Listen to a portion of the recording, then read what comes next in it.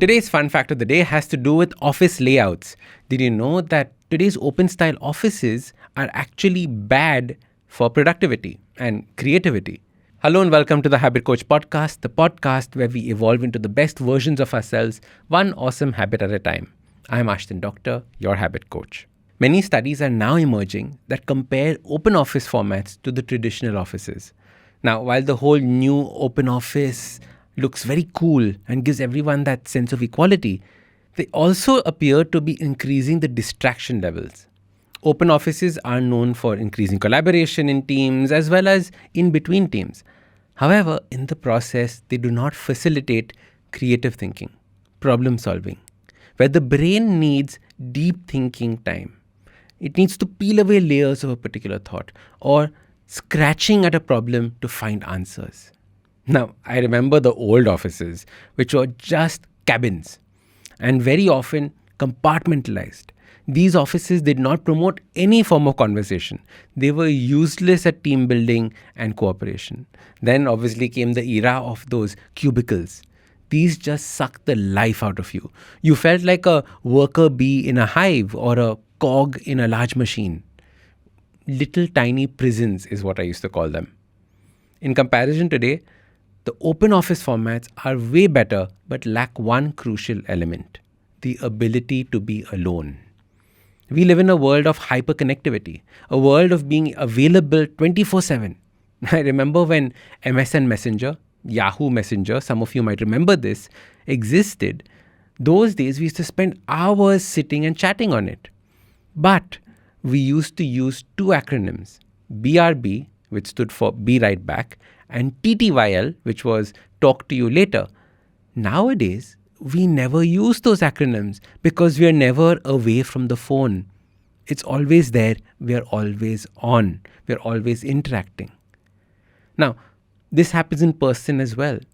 Our days are filled with social commitments, meetings, parties, coffee dates. The list goes on and on. We never spend time just by ourselves. And I see this in many of my clients. We have forgotten the ability to just be alone. We do not just sit and do nothing. In fact, many a times we're afraid to be alone with our thoughts. Imagine having your mind haunt you. Imagine being so consumed by the thoughts running around in your head that you would do anything to try and distract yourself. What we don't realize is that the thoughts just want to be heard by you. As your habit coach, I want you to be free from such prisons. I want you to be comfortable with yourself. And in order to do that, we have to practice something called solitude. Solitude exists in two ways. The first is the ability to be alone, and the second is the ability to be alone in a crowd or a group of people. And the second one we will cover in a different episode. But for now, I want to focus on your ability to just sit by yourself and do nothing. That's right, just do nothing. Don't read a book, don't clean the house, don't play music, nothing. Just nothing. The most important part of this exercise is to not suppress any thoughts that come to your mind. Let your thoughts wander. Let your mind wander. It will go to happy thoughts, sad thoughts, problem thoughts, different things. But slowly, it will start settling down and you will start seeing solutions. The mind is wrestling to gain clarity.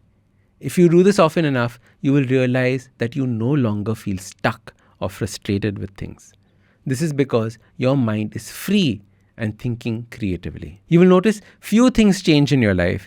You will live with a deeper sense of empathy and you will find that productivity shoots through the roof. You will get a deeper understanding about yourself and you will be able to plan your life better. Now, this list just goes on and on and on. And in today's hyperconnected world, carving out time for the practice of solitude is a game changer of a habit. It's no wonder monks, sages all have that solitude practice. It's no wonder that they try and find a place in the mountain where nobody's going to come and disturb them. They are searching for solitude. Now, before I tell you about a super simple habit for solitude, I want to share that there is a big difference between solitude and loneliness. Loneliness is the feeling of not having people around you, but wanting them. Solitude is choosing not to have people around you, but having the ability to have company whenever you want. If you're lonely, use time to identify and figure out why you're lonely. Is it because you've not been socialized correctly? Are you awkward around people? Have you shooed everyone away from you? Loneliness is not a good place to be in. We are social creatures and hence need friends. Solitude is very different. Solitude is about recharging your batteries. So, a super simple habit for practicing solitude starts by setting an alarm for 20 minutes a day. Ask people not to disturb you. Put your phone on airplane mode. Lock the door and just sit in one place. Open your mind, open your heart. Do this every day. I like to do this immediately after my lunch or just before going to sleep. If you feel frustrated after a few minutes, check the time and stop the clock. Try it again later. Don't force yourself right in the beginning. Do this often till you reach that 20-minute mark.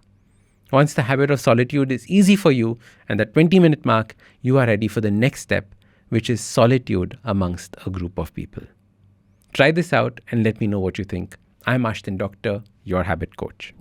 If you like this episode, don't forget to hit subscribe. Also, give us a rating. It really helps with people discovering the podcast. If you like podcasts like this, check out other interesting podcasts on the IVM network.